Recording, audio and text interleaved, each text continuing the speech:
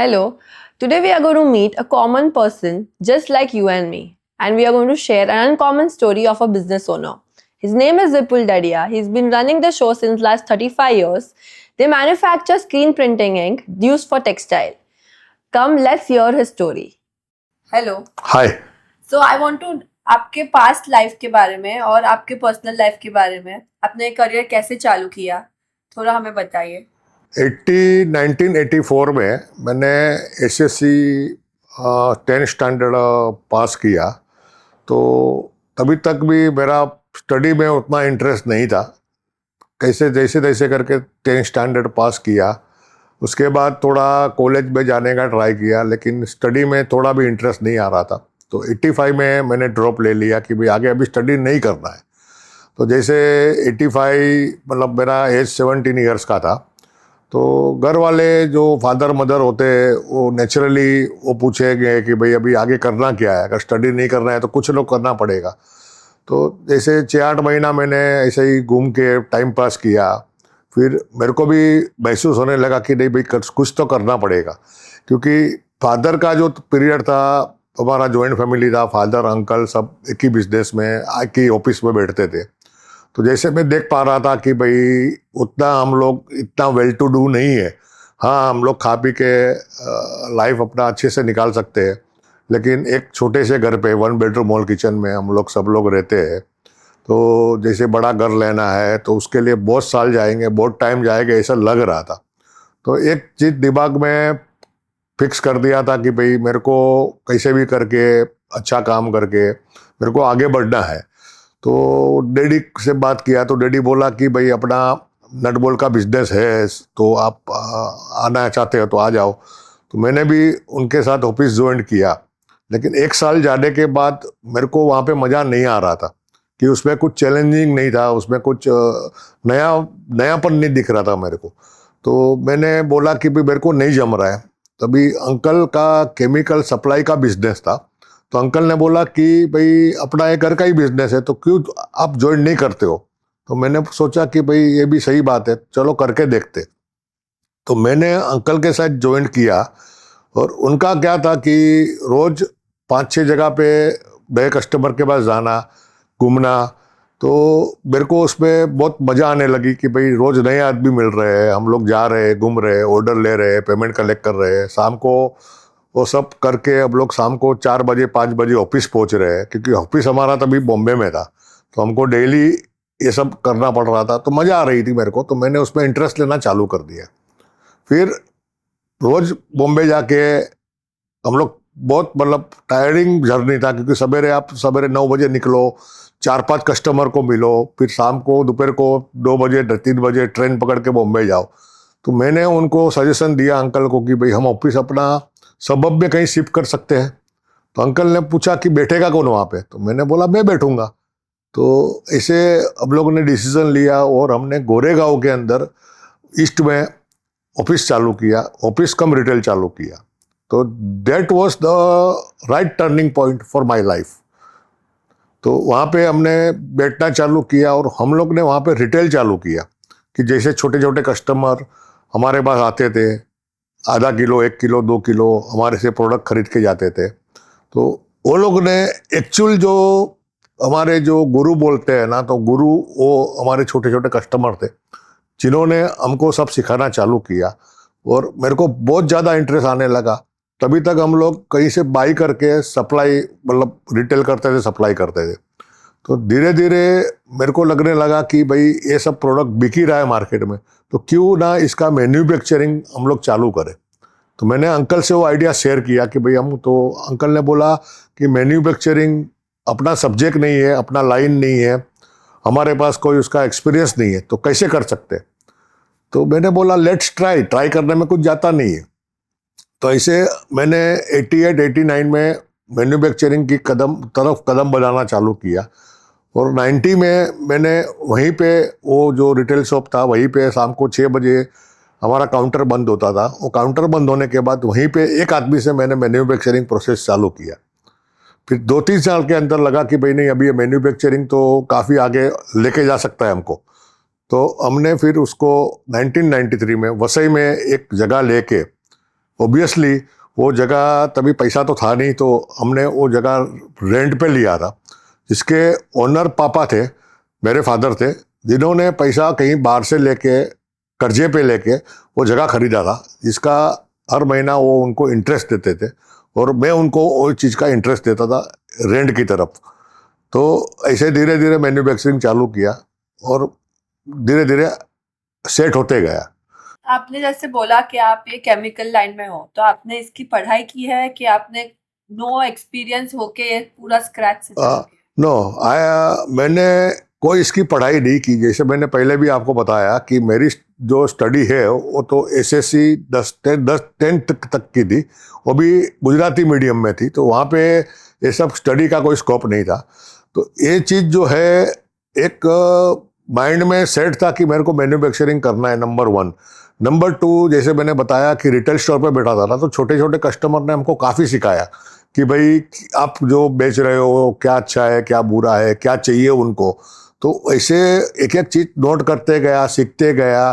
सीखने के बाद नंबर 1 इज़ हार्ड वर्किंग, कि मैंने कभी टाइम की तरफ नहीं देखा है, घड़ी की तरफ नहीं देखा है कि मैं कितने बजे आया हूँ, कितने बजे वापस घर जाना है। क्योंकि इसके 2 कारण थे कि मेरे को घर पे, मेरी शादी नहीं हुई थी, तो मेरे को घर पे कोई पूछने वाला नहीं थे, कोई था नहीं कि भाई आप क्यों लेट आ रहे हो, क्यों जल्दी जा रहे हो। तो एक जो हमने ठाना हुआ था ना कि मेरे को करना है, तो वो जो चीज़ था उसके लिए मैंने कभी संडे नहीं देखा है, कभी मैंने छुट्टी नहीं देखी है। जैसे जैसे काम आते गया ऐसे ऐसे मैं करते गया। तो काम ने काम को सिखाया, और hard working, obviously hard working बहुत ज़रूरी था, तो वो मैंने किया और काम काम को सिखाते गया। आपको ये पोजीशन में पहुंचने को कितने साल लगे, और एक ऐसी चीज जो आपने हमेशा वो चीज बनी रखी है कि मैं ये चीज कभी भी, मंत्रा हो सक्सेस होने का कुछ आपने है कि मैं ये चीज कभी भी छोड़ूंगा नहीं? देखो, ये पोजीशन में पहुंचने के लिए मेरे को लगे थे 20 साल, लेकिन कोई भी बिजनेस के लिए पहला 10 साल जो है ना वो बहुत इम्पोर्टेंट होता है। अगर वो 10 साल आपने अच्छे से संभाल लिया, क्योंकि पहले 10 ईयर में काफ़ी चैलेंजेस आती है, क्योंकि आपका कोई भी नया बिजनेस होएगा ना, तो स्टार्टिंग में आपको पता नहीं है कि आपको कौन कौन देख रहा है।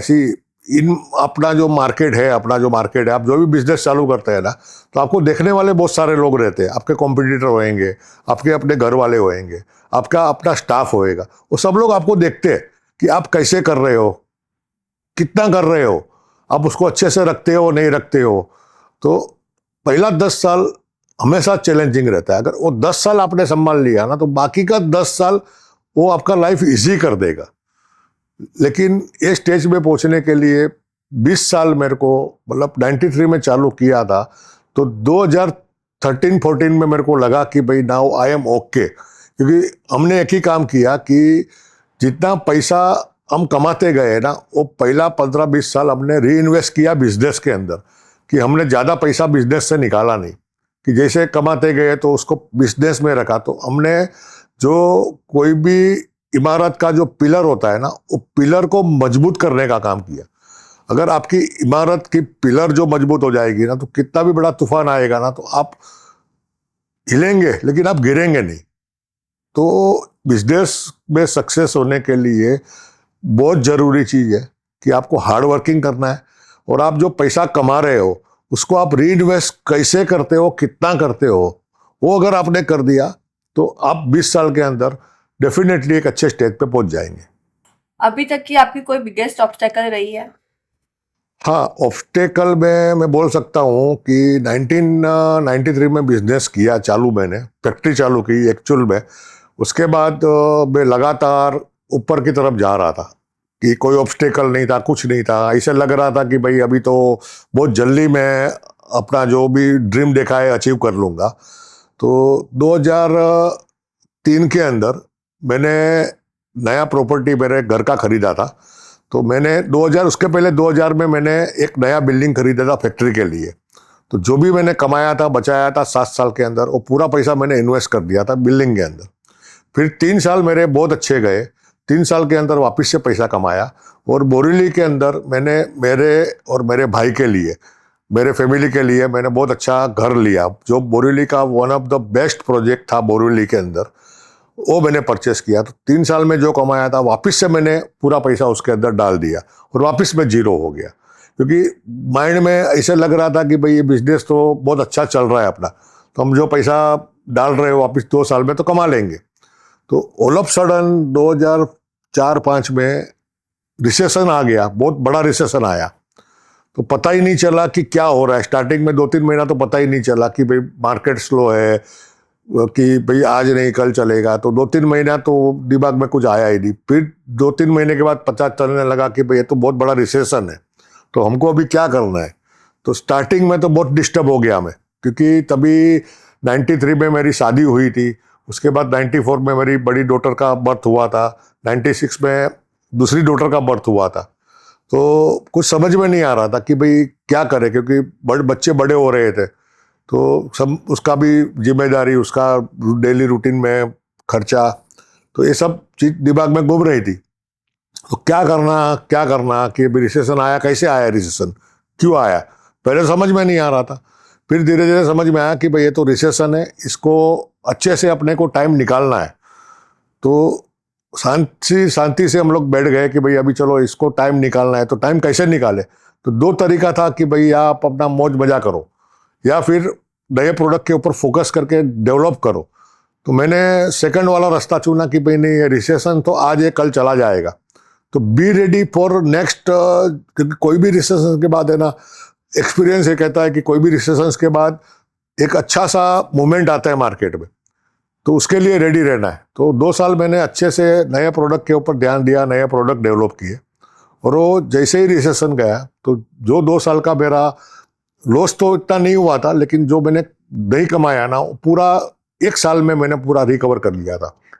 तो आपको लगता है कि जो बिजनेस आप पहले कर रहे थे तो वो टाइम आपको मिस होता है, या जो आप अभी ये टाइम देख रहे हो नए जनरेशन के साथ, वो टाइम आपको लगता है कि ये टाइम जो है वो सही लग रहा है, या पुराना टाइम आपको सही लग रहा है? देखो ऐसा है कि पुराने टाइम के अंदर क्या था, आज के टाइम के अंदर आपके पास इजी टू कॉन्टेक्ट, आपके पास मोबाइल है, आपके पास ईमेल है, आपके पास फेसबुक है, आपके पास इंस्टाग्राम है। तभी के टाइम पे क्या था कि ये सब चीज़ होता था, लेकिन उतना समझो, तभी फेसबुक होता था लेकिन उतना इस्तेमाल नहीं होता था। मोबाइल फ़ोन तभी बहुत कम लोगों के पास था। तो क्या होता था कि कुछ भी काम होने से, कि जैसे आपका चार्टर्ड अकाउंटेंट है, तो वो चार्टर्ड अकाउंटेंट को आपके पास आना पड़ता था, कि आपको उसके पास जाना पड़ता था। तो 1 to 1 बात होती थी, जो कोई भी रिलेशन को हेल्दी रखने के लिए बहुत जरूरी पॉइंट है कि आप 1 to 1 बात करो। आप देखो, मोबाइल पे बात करेंगे, आप इंस्टाग्राम पे बात करेंगे, आप ईमेल पे बात करेंगे, तो आज का टाइम है वो बहुत फास्ट हो गया है। तभी क्या था कि भाई हम लोग अच्छे से बैठ के 2-2 घंटा हम लोग अच्छे से बैठ के बात करते थे। पूरा पूरा दिन हमारा सीए हमारी ऑफिस में आता था, हम लोग साथ में खाना खाते थे, तो पूरा दिन निकलता था। अभी क्या हो गया है कि हम लोग, हमारे जैसे एग्जाम्पल सीए है, तो सीए को हम लोग 6-6 महीने तक नहीं मिलते, क्योंकि ईमेल पे काम हो जाता है, फ़ोन पे काम हो जाता है। तो मेरे को ये सब चीज़ है ना बहुत मिस होती है, कि जैसे तभी भी उतना काम था, आज भी उतना काम है, तो तभी टाइम था, आज टाइम क्यों नहीं है। तो ये चीज़ समझ में नहीं आ रही कि आज टाइम क्यों नहीं है। तो ये फास्ट लाइफ जो है ना, तभी लाइफ थोड़ी स्लो थी, कि सब लोग एक दूसरे के लिए टाइम निकालते थे, मिलते थे। तो आज किसके पास टाइम नहीं है। तो ये जो फास्ट लाइफ हो गई है ना, उसका एडवांटेज भी है, लेकिन अब मेरे को पर्सनली डिसएडवांटेज ज़्यादा लग रहा है, क्योंकि आप जितने जन को पर्सनली मिलेंगे ना, तो मिलने से अच्छे से आप है ना बात कर सकते हैं, आप उसका फेस रीडिंग कर सकते हैं, आप उसका रिएक्शन देख सकते हैं। मोबाइल पे या ईमेल पे आपको नहीं समझेगा।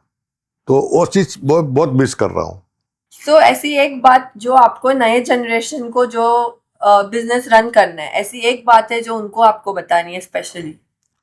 देखो, नए जनरेशन को तो कैसा है कि नया जनरेशन है ना बहुत स्मार्ट है, उसमें कोई डाउट नहीं है, बहुत स्मार्ट है। वो लोग मेहनत भी अच्छा करते हैं, लेकिन मेरे को जो समझ में आ रहा है ना, नए जनरेशन में पैशन नहीं है। जो पेशेंस होना चाहिए ना, वो पेशेंस नए जनरेशन में नहीं है। वो लोग को कोई भी चीज़ में ना फास्ट रिजल्ट चाहिए। तो बिजनेस एक ऐसा चीज़ है कि उसमें फास्ट रिजल्ट नहीं मिलेगा। उसके लिए आपको थोड़ा धैर्य रखना पड़ेगा, थोड़ा ट्रस्ट रखना पड़ेगा, थोड़ा फोकस रहना पड़ेगा। ऐसा नहीं है कि मैंने 2 महीना किया, मेरे को रिजल्ट नहीं मिल रहा है, तो वो डिसीजन बहुत फास्ट लेते हैं कि चलो ये नहीं ना, चलो अब ये करते हैं। तो आपको एक चीज़ के पीछे आप जो लगे हो ना, तो उसको थोड़ा अच्छे से आपको टाइम देना पड़ेगा। डेफिनेटली रिजल्ट मिलेगा, डेफिनेटली रिजल्ट मिलेगा, लेकिन आपको टाइम देना पड़ेगा। कभी आपको 1 साल लग सकता है, 2 साल लग सकता है, 5 साल लग सकता है, लेकिन आपको पेशेंस रख के उसके पीछे लगे रहना पड़ेगा। नया जनरेशन बहुत स्मार्ट है, इतना स्मार्ट है कि हम लोग कभी कभी सोचते हैं कि अगर यही जनरेशन हमको, समझो मेरे जैसे मेरी 2 डॉटर है, यही मेरे को अगर 10 साल पहले मेरे साथ बिजनेस में लग जाती तो आज मैं कहाँ का कहाँ पहुँच सकता था। लेकिन होता है, चलो अभी मेरे साथ वो लोग मेरे को सब शेयर करते हैं, मेरे साथ कदम से कदम मिला के चलते हैं। मेरी छोटी डॉटर 4 साल से मेरे साथ बिजनेस में लगी हुई है, तो मैं काफ़ी चेंजेस देख रहा हूँ मेरी कंपनी के अंदर। तो नए जनरेशन को एक ही मैं सलाह दूंगा कि भाई, आप जो भी बिजनेस करना चाहते हो कि कर रहे हो, तो उस पर फोकस रहो, उसको आप टाइम दो। ऐसा नहीं कि आज किया तो मेरे को, आज आपने कोई इंक्वायरी आई, आपने उसको जवाब दिया, तो जरूरी नहीं है। कभी कभी कोई इंक्वायरी है ना, 1 साल के बाद भी उसका रिपीट आ सकता है। कोई क्लाइंट आएगा आपके पास, 1 बार आया, 2 बार आया, 3 बार आया, तो क्लाइंट हमेशा क्लाइंट ही है। हमको नहीं पता है वो कभी काम में आएगा। और छोटा कस्टमर कभी बड़ा होएगा। देखो, कोई आदमी बड़ा होता है ना, तो बड़ा ही है वो।